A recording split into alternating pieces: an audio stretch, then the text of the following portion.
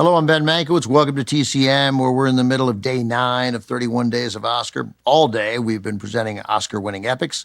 Up next, a film from a director whose name became synonymous with big-budget, high-quality films produced on a grand scale, David Lean.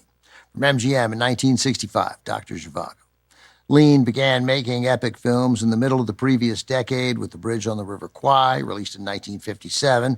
It won 7 Oscars, including Best Picture. Lean repeated that success with his next epic, Lawrence of Arabia, from 1962, also won 7 Academy Awards, including Best Picture. That brings us to Dr. Zhivago, Lean's next movie. Unlike his previous pictures, Zhivago is a love story. It's based on a Nobel Prize-winning novel by Boris Pasternak. The film tells the story of Yuri Zhivago, a Russian physician and poet who, though married, falls madly in love with another woman, also married. It's all set against the tumult of the burgeoning Russian Revolution. To play the title role, MGM pushed hard for a big, bankable star like Paul Newman. However, Lean had other ideas. His first choice to play the lead was Peter O'Toole, who soared to stardom 3 years earlier in Lawrence of Arabia.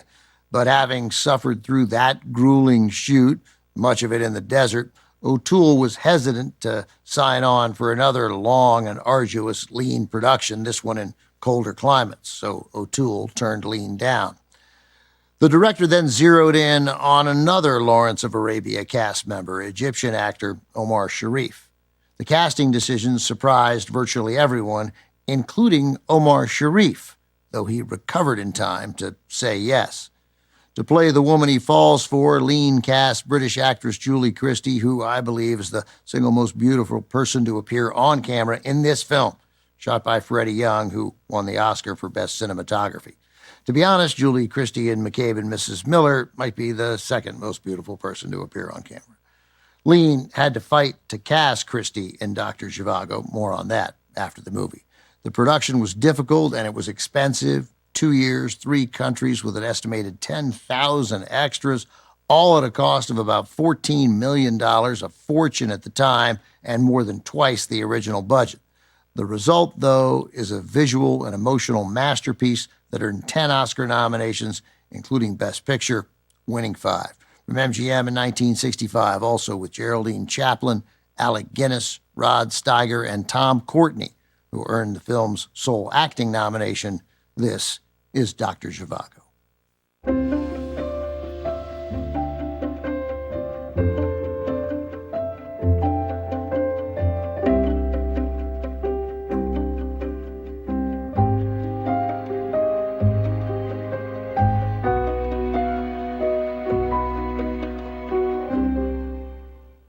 Director David Lean had a phenomenal track record for making successful films, so he generally had his way with casting decisions, but getting actors for Dr. Zhivago proved to be a constant battle for Lean. He had to go to war with the studio for many of the lead actors, including Julie Christie. Producer Carlo Ponti wanted his wife, Sophia Loren, for the role of Laura.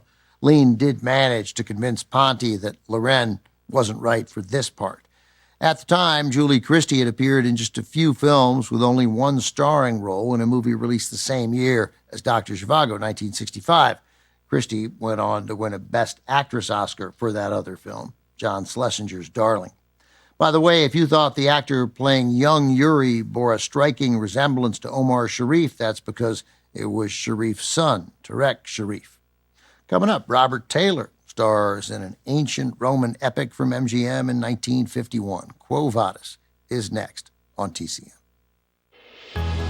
Next on TCM, Quo Vadis, then Captains of the Clouds, and later, Battleground.